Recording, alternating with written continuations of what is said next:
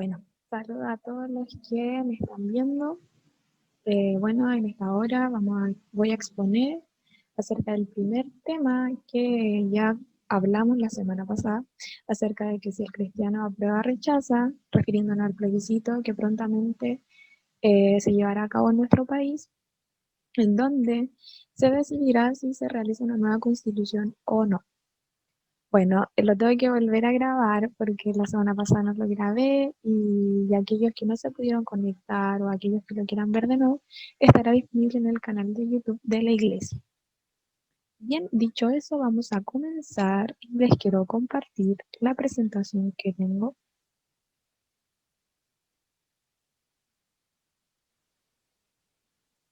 Bien, el cristiano aprueba o rechaza.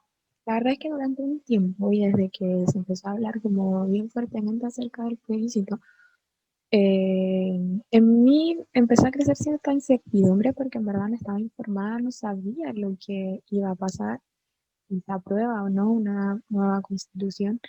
Y más me empecé a preocupar porque empecé a escuchar ciertos comentarios de que los evangélicos corríamos riesgos si se aprobaba una nueva constitución.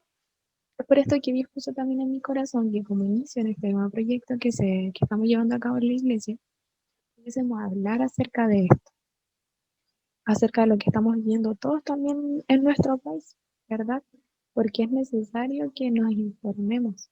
Así que, bueno, para comenzar es primero abordar eh, algunos conceptos, ¿verdad? Generales. Y cabe mencionar que todo esto también será, obviamente, llevado a la palabra, que es lo que nos importa. Bien, ¿qué es la Constitución? Bueno, es la norma jurídica de más alto rango de una sociedad y contiene la estructura de la organización del Estado. O sea, es como literal un manual donde están nuestros derechos, donde están los órganos de poder, toda la estructura de nuestro Estado. Y también es llamada como Carta Magna o Carta Fundamental. Producto del golpe de Estado en 1973 que se vivió en nuestro país, la constitución que teníamos anteriormente se promulgó en 1925 y pierde su vigencia por el golpe de Estado. Y nuestra actual constitución se promulga entonces en 1980 en plena dictadura. ¿Qué pasará entonces este 25 de octubre? Bueno, en diciembre del año pasado, y debido al estallido social que se inició en octubre, también por las diversas manifestaciones, protestas, se establece esta ley, que es la 21.200, en donde se llega a un acuerdo por la paz y una nueva constitución, que era lo que las personas también pedían, ¿verdad? Por lo que eso es lo que va a pasar en este 25 de octubre, que habrá un plebiscito nacional, en donde se contará con dos papeletas. La primera es si aprueba una nueva constitución o rechaza una nueva constitución. Y la segunda constará de qué órgano llevará a cabo esta nueva constitución si se aprueba. Por un lado está la Convención Mixta Constitucional, la cual es integrada 50% por parlamentarios, es decir, diputados, senadores, y 50% por ciudadanos y ciudadanas elegidos por votación popular. Por otro lado, también se encuentra la Convención Constitucional, la cual es integrada en su 100% por ciudadanos y ciudadanas elegidos por votación popular. Bien, bueno, la Convención Constitucional también es llamada Asamblea Constituyente. ¿Y quién pueden ser candidatos de esta Convención Constitucional? Bueno, cualquier ciudadano o ciudadana mayor de 18 años y que no haya sido condenado a una pena aflictiva. Aquellas personas como alcaldes, diputados, ministros que quieran también ser candidatos a esta Convención Constitucional deberán renunciar a su cargo público para poder ser candidatos. Bien, entonces, ¿por qué debemos cambiar nuestra actual constitución? Bien, aquí les voy a mostrar algunos argumentos más generales y los que más se repetían que yo pude encontrar. Primero, auténticamente democrática y surgida de la participación ciudadana. O sea, que es necesaria una nueva constitución que sea auténticamente democrática y surgida de la participación ciudadana. Este argumento se basa en tres puntos fundamentales. Primero, porque nuestra actual constitución, como bien dije anteriormente, fue promulgada en plena dictadura, lo cual pierde toda su legitimidad y por eso no es considerada democrática. Segundo, porque en el plebiscito del 11 de septiembre de 1980, donde se promulga nuestra actual constitución, los registros electorales que se tienen de ese plebiscito son también muy ilegítimos porque no son claros, no son como que son un poco turbios, si se puede decir. Por lo que también pierde como su origen democrático, si se puede decir así. Y por último, porque nuestra actual constitución cuenta con un quórum, muy alto de votos, es decir, que se necesitan una gran cantidad de votos de parte de los diputados y senadores para que se pueda reformar o cambiar alguna ley, lo cual también va en contra de la democracia, en donde debiese ser la mayoría de votos, cumplirse con la mayoría de votos para lograr algún cambio o alguna reforma. El segundo punto es se necesita una nueva constitución para que el Estado tenga una mayor participación e involucramiento en la prestación de los bienes básicos como salud, educación, pensiones, etc. A pesar de que nuestra actual constitución ha tenido bastantes reformas, o sea, bastantes cambios, más de 200, han sido muy mínimos. ¿Por qué? Porque como les mencionaba anteriormente, se necesita una gran cantidad de votos a favor de los diputados, de los senadores, para que se puedan hacer cambios realmente sustanciales en la salud, educación, pensión. O sea, como que en verdad nuestra constitución impidiese un poco realizar este tipo de cambios, que se otorguen, o sea, hace como que fuese imposible en verdad realizar cambios, que son los necesarios, como estamos hablando acá, salud, educación, pensiones, como las problemáticas más esenciales que se pueden reflejar hoy, entre las muchas. Otro punto es para que exista igualdad entre hombres y mujeres. Sabemos que si bien ha llegado a una igualdad entre hombres y mujeres, todavía existen diferencias, todavía existen desigualdades, aún más en el ámbito laboral también que se ve reflejado. Es decir, hombres y mujeres no cuentan con el mismo nivel salarial, aunque cumplan las mismas funciones. Es lo que se quiere cambiar en una nueva constitución. También debido al hiperpresidencialismo que existe en nuestra constitución actual. Es decir, que el presidente cuenta o concentra una gran cantidad de poder, lo cual se quiere cambiar en una nueva constitución. También para que se puedan reconocer a los pueblos originarios y sus derechos, los cuales no se mencionan en nuestra constitución actual. Y para cambiar la estructura tributaria del país. La mitad de la recaudación fiscal es del IVA, un impuesto al consumo que pagamos todos los chilenos. Sin embargo, se critica de que las grandes empresas no cuentan con un impuesto, lo cual se quiere cambiar en una nueva constitución. Bien, pasemos al otro lado entonces. ¿Por qué debemos seguir con la constitución actual? Bien, porque todo lo que existe actualmente será revisado en una nueva constitución y se corre un riesgo de que lo que se establezca en una nueva constitución vaya en contra de los valores de la actual. El sistema de salud o educación solo estatal atenta contra la posibilidad de elegir.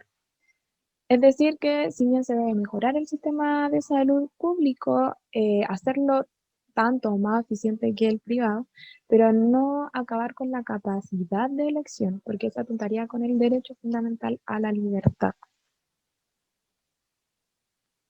Fin social a la propiedad, es decir, que se argumenta que con una nueva constitución se pondría fin social a la propiedad. ¿Qué quiere decir esto? Que cualquier cosa puede ser expropiada si así lo estima la autoridad, casas, autos, cualquier cosa. Pero cabe mencionar que nuestra actual constitución cuenta con tratados internacionales de los derechos humanos y uno de esos derechos es el derecho a la propiedad, lo cual una nueva constitución debiese respetar estos tratados. Bueno, las pensiones, seguridad, salud, educación, nada de eso lo mejora una nueva constitución, pero este proceso y sus resultados pueden empeorar lo que hoy tenemos, lo cual va en conjunto con el primer punto que les mencionaba, en donde se corre un riesgo que todo se revise y que las cosas como que queden peores de las que ya están. Y eso más que nada se refiere a estos argumentos. Se podría introducir la expresión de una república laica, o sea, que el Estado se mantendría neutral en materias de religión. Actualmente existe una separación entre la Iglesia y el Estado, pero no está establecida así en la Constitución, lo cual sí se pudiese cambiar en donde se establezca que el Estado de Chile es una república laica en una nueva Constitución. El derecho al que está por nacer, derecho preferente de los padres a educar a sus hijos y las libertades de creencia, conciencia y expresión pueden ser excluidas en la redacción de una nueva constitución desde una hoja en blanco. Como les mencionaba, en el punto 3, acerca de los tratados internacionales, nuestra actual constitución, en su artículo 135, si no me equivoco, establece que cuando el texto, es decir, que cuando la Constitución se someta a un plebiscito como lo que va a pasar ahora, se deben respetar ciertos puntos, como por ejemplo el carácter de república del Estado de Chile, su régimen democrático, las sentencias judiciales firmes y ejecutoriadas y los tratados internacionales ratificados por Chile y que se encuentren vigentes. En estos tratados internacionales de los derechos humanos se encuentra el derecho a la propiedad, como bien mencionaba, se encuentra el derecho a la vida, bastantes derechos más y también el derecho a la libertad de conciencia y de religión, lo cual una nueva constitución debiese respetar. Bien, entonces, ¿qué nos dice la Biblia? ¿Qué es lo fundamental de esta exposición, verdad? El texto base de nosotros en esta obra es Primera de Timoteo 2, versículo 1 al 6, versión NTV es esta. Dice así, en primer lugar te ruego que ores por todos los seres humanos. Pídele a Dios que los ayude, intercede en su favor y da gracias por ellos. Ora de ese modo por los reyes y por todos los que están en autoridad para que podamos tener una vida pacífica y tranquila caracterizada por la devoción a Dios y la dignidad. Esto es bueno y le agrada a Dios nuestro Salvador, quien quiere que todos se salven y lleguen a conocer la verdad. Pues hay un Dios y un mediador que puede reconciliar a la humanidad con Dios y es el hombre Cristo Jesús. Él dio su vida para comprarles la libertad a todos. Este es el mensaje que Dios le dio al mundo justo en el momento preciso. Bueno, sabemos que actualmente nos encontramos viviendo una situación bastante difícil en nuestro país, en donde no solamente contamos con una crisis sanitaria, sino que venimos cargando con una crisis económica, política, social.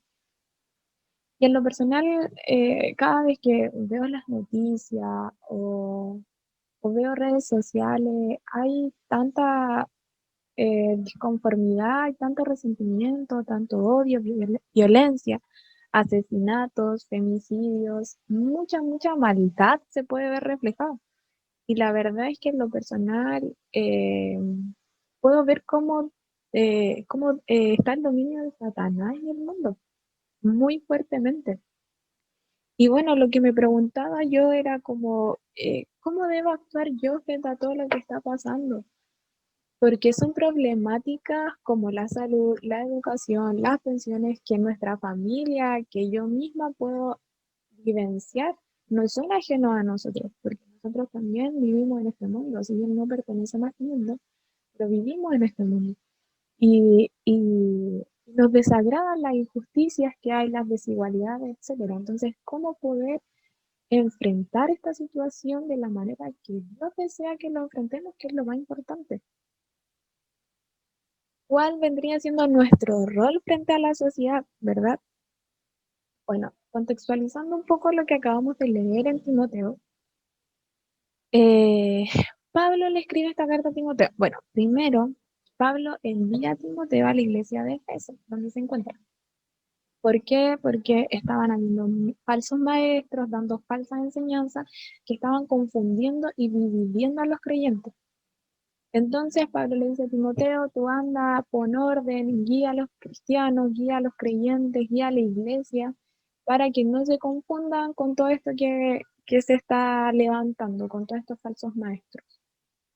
Es por esto que le hace también esta carta en donde les da instrucciones y en donde lo guía, porque igual Timoteo era joven y no sé, yo creo que no tenía mucha experiencia, entonces de cierta manera lo ayuda. Bien, y bueno, algo que se remarca en este texto es la oración. Primero, la oración por todas las personas, por toda la humanidad y la oración por nuestros gobiernos y nuestras autoridades, ¿verdad?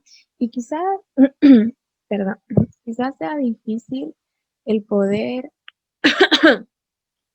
estar de acuerdo con nuestro gobierno, con nuestras autoridades, porque como ya les mencionaba, hay desigualdades, hay injusticias, y es difícil poder estar de acuerdo con nuestras autoridades, pero Dios no nos pide estar de acuerdo.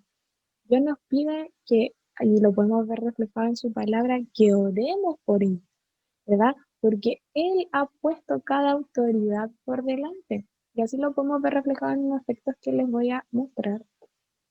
En Daniel 2:21 dice, Él controla el curso de los sucesos del mundo, Él quita reyes y pone otros reyes, Él da sabiduría a los sabios y conocimiento a los estudiosos. Más abajo en Daniel 4 dice, pues esto es lo que decretaron los mensajeros, es lo que ordenan los santos, para que todos sepan que el Altísimo gobierna los reinos del mundo y los entrega a cualquiera que Él elija, incluso a las personas más humildes. Y textualmente lo vemos reflejado en Romanos 13. Toda persona debe someterse a las autoridades de gobierno, pues toda autoridad proviene de Dios y los que ocupan puestos de autoridad están allí colocados por Dios. Por lo tanto, cualquiera que se rebele contra la autoridad se rebela contra lo que Dios ha instituido y será castigado. Bueno, me gustaría como tomarme de la primera línea de Romanos, que dice, toda persona debe someterse a las autoridades de gobierno. Someternos al gobierno y a sus funcionarios, así también lo menciona Tito 3. Recuérdales a los creyentes que se sometan al gobierno y a sus funcionarios. Tienen que ser obedientes, siempre dispuestos a hacer lo que es bueno. No deben calumniar a nadie y tienen que evitar pleitos. En cambio, deben ser amables y mostrar verdadera humildad en el trato con todos. La verdad es que cuando yo leía esto y estudiaba, igual venía como cierta confusión a mi vida y ciertas preguntas que él, de hecho las puse también acá. ¿Qué pasa cuando se comienza a hacer cosas que van en contra de Dios? Cuando este gobierno actúa en contra de los principios bíblicos. ¿Debemos de igual forma someternos y cumplir con lo que el gobierno imponga? ¿O debemos obedecer primero a Dios?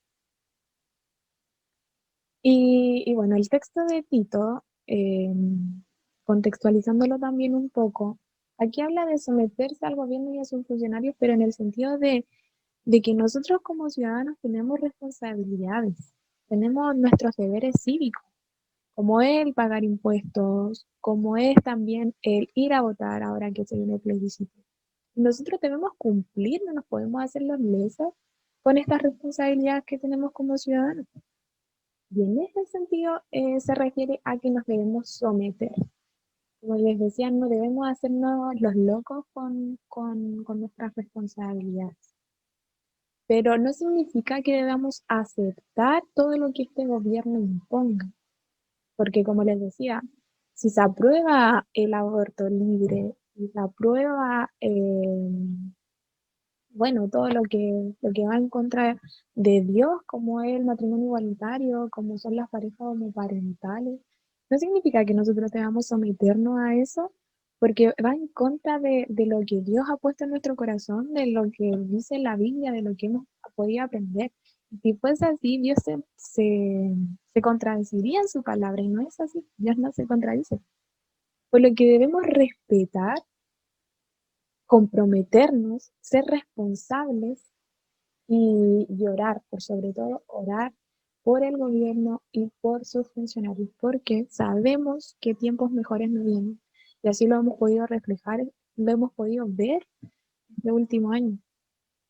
Entonces, independiente de lo que ocurra en el plebiscito, independiente de que si se aprueba una nueva constitución, debemos tener en claro de que, bueno, si se aprueba una nueva constitución, quizás sí se aprueben después muchas leyes que vayan en contra de Dios, pero si no se aprueba, quizás en algún momento igual se van a aprobar esas leyes que van en contra de Dios, porque así está, porque así se puede ver, como les decía, el dominio de Satanás en el mundo se ve tan potente que se ve venir sí o sí todo esto. Entonces debemos tener claro cómo vamos a actuar nosotros como hijos de Dios, cómo vamos a actuar y cómo Dios quiere que actuemos. O sea, lo vamos a hacer con odio, lo vamos a hacer con insultos, con violencia, con descalificación, o lo vamos a hacer con sabiduría, con amor, con respeto, con compasión. Bueno, en Primera de Pedro 2, 15 y 16 dice, la voluntad de Dios es que la vida honorable de ustedes haga callar a la gente ignorante que los acusa sin fundamento alguno. Pues ustedes son libres, pero a la vez son esclavos de Dios, así que no usen su libertad como una excusa para hacer el mal. Más abajo, en el capítulo 3 de Primera de Pedro, dice, por último, todos deben ser de un mismo parecer, tengan compasión unos de otros, ámense como hermanos y hermanas, sean de buen corazón y mantengan una actitud humilde, no paguen mal por mal, no respondan con insultos cuando la gente los insulte, por el contrario, contesten con una bendición. A esto los ha llamado Dios, y Él les concederá su bendición. Recordemos que somos ciudadanos de dos reinos, uno temporal en el que nos encontramos ahora y otro eterno. Nos vamos a encontrar en un futuro quizás cercano, no lo sabemos. Entonces debemos tener en claro que cómo actuemos aquí en la tierra, en este gobierno temporal, no debe desagradar o no debe ir en contra de nuestro Dios eterno, de nuestro Rey eterno, ¿verdad? Y por esto el énfasis de orar por el gobierno, orar por las autoridades, para que podamos, como decía Timoteo, volviendo a nuestro texto base, eh, vivir una vida pacífica y tranquila que se caracterice por nuestro estilo de vida, o sea, un estilo de vida compasivo, un estilo de vida humilde, no un estilo de vida lleno de odio, lleno de resentimiento, lleno de violencia, ¿verdad? Es por esto que debemos cuidar cómo estamos actuando en esta crisis actual, porque nunca debemos olvidar que hay mucha gente afuera que no conoce a Dios y quizás muchos sí lo conozcan, pero se han decepcionado por diversas situaciones. Entonces, quizás los momentos de crisis como los que estamos viviendo nosotros ahora, podemos tomarlo como una oportunidad, porque si bien pueden ser o beneficiosos en el sentido de que la gente, de que aquellos que no conocen a Dios, de aquellos que se han decepcionado del Evangelio, puedan ver a través de nosotros el amor de Cristo, ¿verdad? O también puede ser bastante perjudicial, en donde solo provoquemos que la gente más se aleje de Dios, que la gente menos quiera conocerlo. Y lamentablemente, quizás se ve reflejado más lo último. Y, y la verdad es que es bastante triste, porque justamente con toda esta campaña del apruebo y el rechazo, hemos podido ver cómo nuevamente como cristianos no hacemos las cosas bien, que no escuchamos realmente la voz de Dios y no hacemos su voluntad, ¿verdad? Y, y como les mencionaba también ese día de la presentación, de esta presentación, estamos teniendo un discurso bastante castigador y enjuiciador hacia las personas. Y eso no quiere Dios, porque Dios es amor, y porque Cristo, quien murió en la cruz por nosotros, quien compró nuestra libertad, no solo a nosotros, sino que a todos los seres humanos, siempre actuó con amor, o sea, lo podemos ver. Incluso cuando fue crucificado, pedía perdón por nosotros, ofrecía salvación, nunca pagó mal por mal, nunca. Entonces, nosotros debemos seguir su ejemplo. Nosotros debemos pedir constantemente, pedirle a Dios que nos dé el carácter de Cristo, que nos ayude, porque si bien somos seres humanos y nos cuesta, debe ser un constante pedirle a Dios que nos ayude en este sentido para poder atravesar estas injusticias, estas desigualdades, todo lo que estamos viviendo en nuestra sociedad de la manera que Él desea, con humildad, con bendición, aunque nos cueste, porque sentimos, porque nos cuesta, ¿verdad? Pero si se lo planteamos delante de Dios, si somos intencionales también en nuestro actuar, puedo asegurar que Dios nos va a ayudar y que vamos a poder tener esta actitud que Cristo desea de nosotros, ¿verdad? Y bueno, no quiero desanimarlos porque hay una solución. Y me encanta la solución que también Pablo nos menciona en Timoteo, que dice, pues hay un Dios y un mediador que puede reconciliar a la humanidad con Dios y es el hombre Cristo Jesús. Solo hay un mediador, ¿verdad? Que puede reconciliar a esta humanidad con Dios. Y es Jesús. No somos nosotros, con nuestras fuerzas no podemos hacer absolutamente nada. Solo Cristo lo puede hacer. Y nosotros debemos cumplir con lo que se nos ha mandado a hacer, que es predicar su palabra a todas las personas, ¿verdad? Pero no tan solo predicarlos con palabras, sino que también con nuestros actos. Porque ¿de qué vale predicar de amor si nuestros actos hablan o transmiten odio, violencia? No, no es congruente, ¿verdad? Nadie va a creer si hacemos esto. Pero lo que debemos hacer es hacer viva la palabra en nosotros, hacer vivo lo que estamos predicando. Si estamos predicando amor, hacerlo vivo en nuestras vidas. Sé que esto es un proceso, no es de la noche a la mañana, pero como les decía, es importante que en nuestra comunión con Dios, que en nuestra intimidad podamos constantemente rogarle a Dios que nos ayude en este sentido, ¿verdad? Que nos ayude porque como les decía, somos seres humanos, cometemos errores constantemente, pero debemos también ser sinceros, honestos delante de Dios y rogarle que podamos seguir el ejemplo de Cristo en nuestro diario vivir. Y predicar, bueno, quizá ahora es más difícil por la pandemia salir, ir donde la gente lo necesita y predicar, pero podemos hacerlo dentro de nuestras posibilidades también, compañeros de universidad, compañeros de colegio, compañeros de trabajo, ¿verdad? Amigos, familiares que no conozcan de Dios, ir sembrando a semillas en sus corazones. Y bueno, como ya para finalizar, recalcar que es importante orar por nuestro gobierno y por nuestra autoridad, porque como les mencionaba, Dios los puso ahí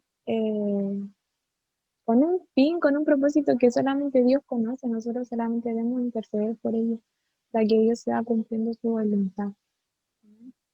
Y también orar por todos, por todas, por toda la humanidad, por tanta gente que está allá afuera viviendo situaciones tan difíciles y nosotros quizás muchas veces nos cegamos en nuestro círculo, en nuestro metro cuadrado, en nuestros problemas y nuestra familia y de ahí no sale, pero no, debemos abrir más allá y también interceder por ellos, unirnos en intercesión por nuestro país, por la humanidad entera, por el mundo entero, porque sabemos que esta crisis no es tan solo a nivel nacional, sino que a nivel mundial. Amén.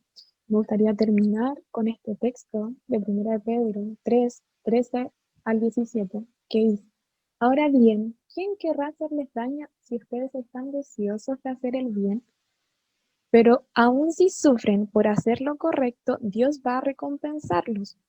Así que no se preocupen ni tengan miedo a la amenaza. En cambio, adoren a Cristo como el Señor de su vida. Si alguien les pregunta acerca de la esperanza que tienen como creyentes, estén siempre preparados para dar una explicación, pero háganlo con humildad y respeto. Mantengan siempre limpia la conciencia. Entonces, si la gente habla en contra de ustedes, será avergonzada al ver la vida recta que llevan porque pertenecen a Cristo. Recuerden que es mejor sufrir por hacer el bien, si eso es lo que Dios quiere, que sufrir por hacer el mal. Amén, hermanos, hermanas, oyentes. Ojalá que haya sido de bendición. Ojalá que también podamos aprender mutuamente, que se animen en las próximas exposiciones, que se vienen temas bastante interesantes, que también vamos a compartir por YouTube. Así que eso los dejo, muchas bendiciones, que tengan lindo día, linda tarde, linda semana. Adiós.